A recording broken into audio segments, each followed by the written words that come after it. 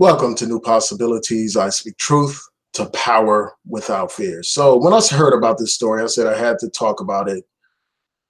It's another example of white privilege in this society, another example of double standards in this society. So let me share this article with you all. Share my screen. Just bear with me a second.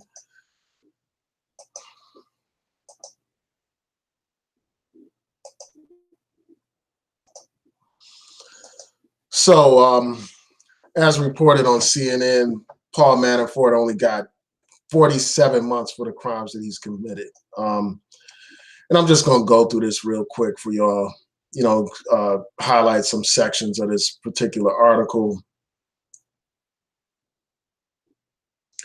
So this Judge T.S. Ellis, sentenced Manafort to 47 months this past Thursday for defrauding banks and the government and failing to pay taxes on millions of dollars in income he earned from Ukrainian political consulting. This article points out how this was a far cry from the 19 to 25 years prosecutors said he deserved.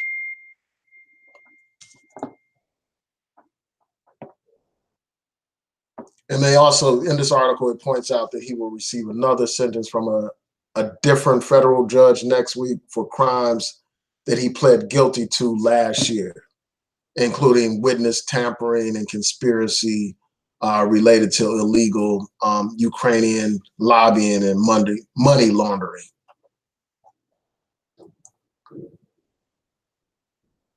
And, this article points out how legal experts indicated that there are suspects who received far more harsh sentences for lesser crimes.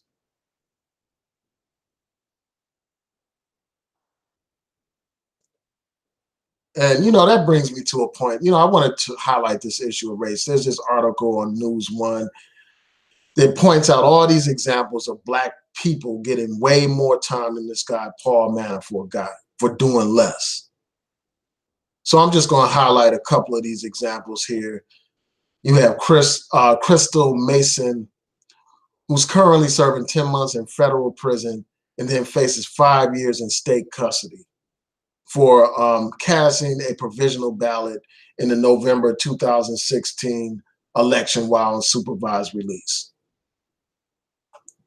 Then you have, the mayor of my hometown, Detroit, Kwame Kilpatrick, who was convicted on 24 federal felony counts, including mail fraud, wire fraud, and racketeering.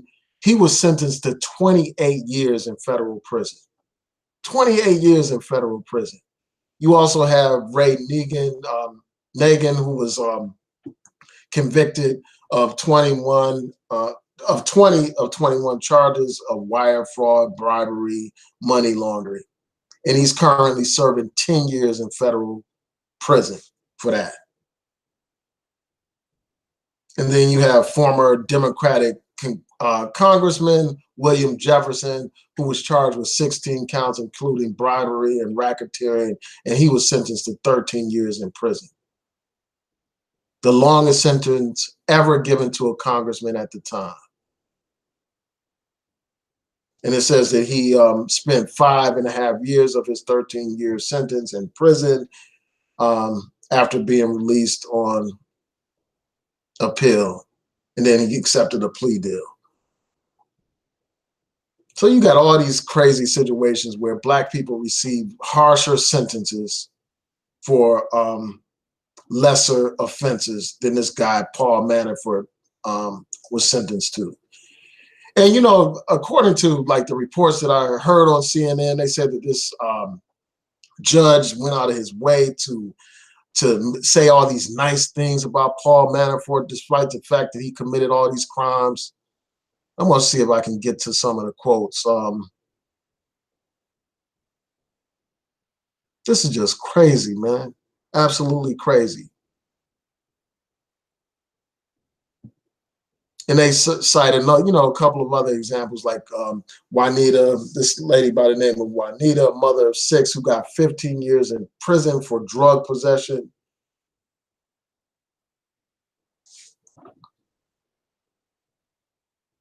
Comparing that to this sentence that this guy got, this slap on the wrist.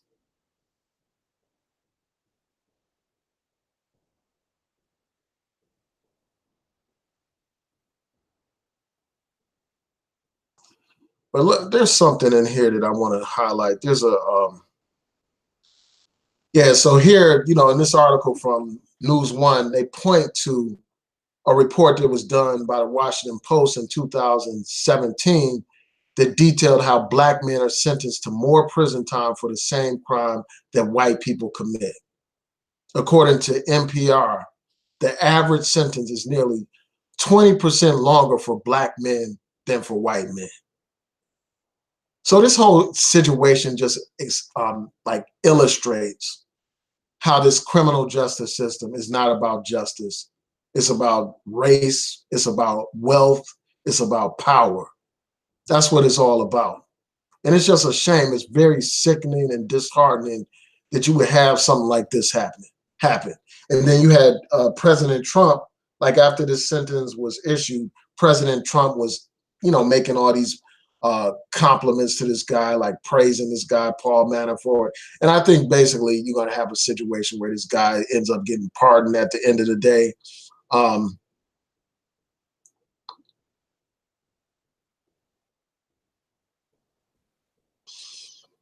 Yeah, but it's like this judge made some ridiculous statements. I'm trying to see if they're in here.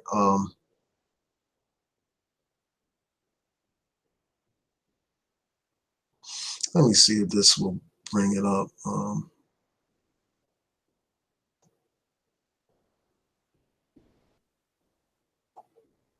Just bear with me a second.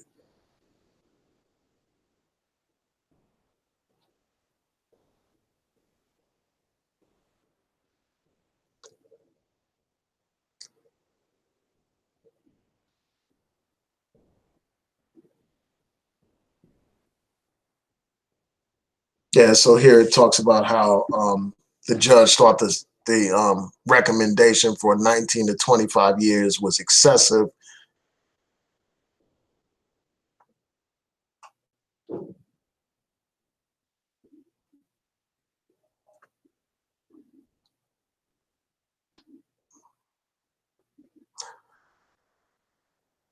Yeah, I'm trying to see. They have the judge's actual statements here.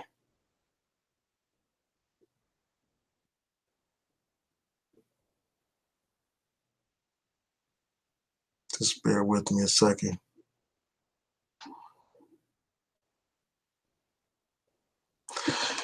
Yeah, so I don't want to hold you all up any longer. But this judge made all these statements from what I recall. They were all sympathetic towards this guy.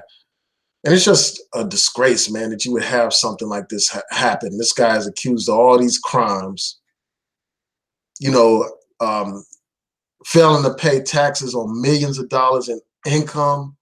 We saw what happened to Wesley Snipes. Wesley Snipes locked up for not paying taxes. And we see this stuff regularly when it comes to black people, but it's like this system has all kinds of double standards. And this is again another example of white privilege. You all know that a while ago, I think it was like a year or so ago, I did a video about this white kid that killed all these, killed like 4 people in some car accident or whatever.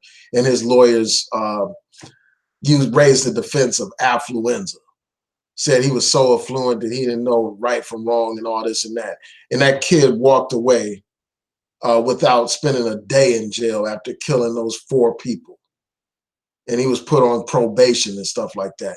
A prime example of white privilege in this society.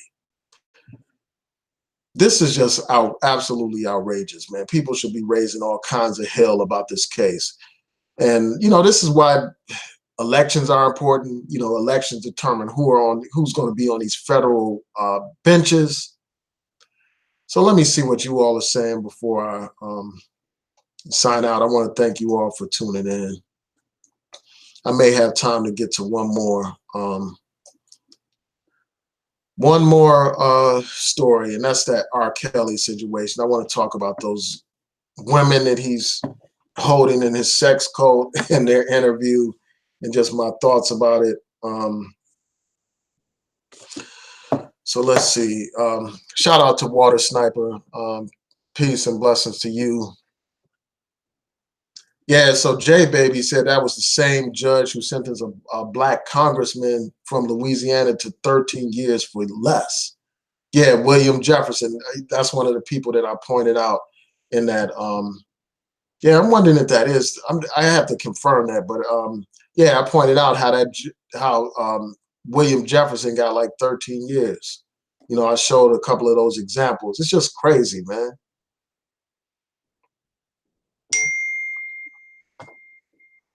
Yeah, I gotta check my text messages. Um, yeah, shout out to everybody, man. Shout out to Price. I can't be. I'm not gonna call no person, the name of a prophet, but shout out to you. Um, Shout out to Frankie Robertson. Shout out to J Babies. Oh yeah, J Baby said the judge was appointed by Reagan. Yeah, that says a lot right there, man. Again, that's why these elections matter. People, you got these people on here with these ridiculous "don't vote" campaigns. These people that want to.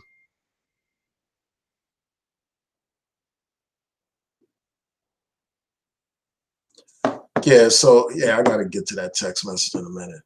But yeah, so you got these people out here, these so-called fake, these pro-black people, these fake pro-blackers that basically want to tell you you shouldn't be voting and all that kind of stuff. They downplay the significance of elections. But elections determine who's going to be on your federal bench, not just the Supreme Court, but the lower federal courts as well. So these elections are very important. And when you elect the wrong people, they appoint judges to do things like this. Yeah, no doubt. Like people should be held accountable. Like somebody pointed out how what Kwame Kilpatrick did was wrong and he should be punished for it, without a doubt. But we need to have a system of equality, man, where people are not getting sentenced based on their race, where they're getting sentenced based on what crimes they committed, where race and wealth doesn't factor in. Unfortunately, we have a system that is based on what kind of attorney you can hire, how much resources you have, and all that kind of stuff. So,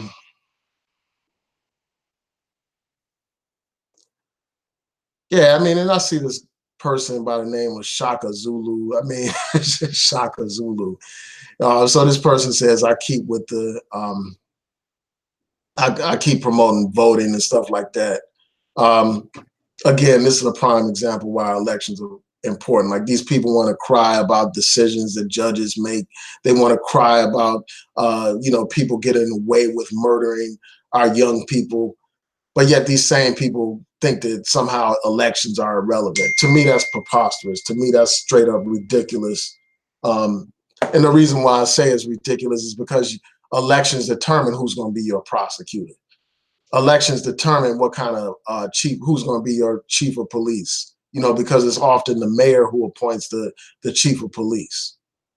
Elections determine, what kind of court system you're going to have and all that kind of stuff. So anybody telling you that elections doesn't matter is somebody that's not genuinely interested in the empowerment of Black people, period. These people with these names like Shaka Zulu. I mean, who are you? I mean, you could be some white troll just trying to discourage Black people from voting. It's like you don't even need voter suppression nowadays when you got people that are professing to be down for Black people, encouraging Black people not to vote, like that fool Tariq Nasheed. Got had a don't vote campaign, and now these people had this ADOS thing, which I'll get into at another time. I'm not going to go into that now. But anyway, you know, it's just ridiculous. I mean, these comments are so ridiculous. Not voting is not going to accomplish anything. But anyway, I'm done. I'm not going to go back and I'm living my best life. I ain't got time to go back and forth with y'all. All right, man. Peace and blessings to everyone. I'll see you on the next video.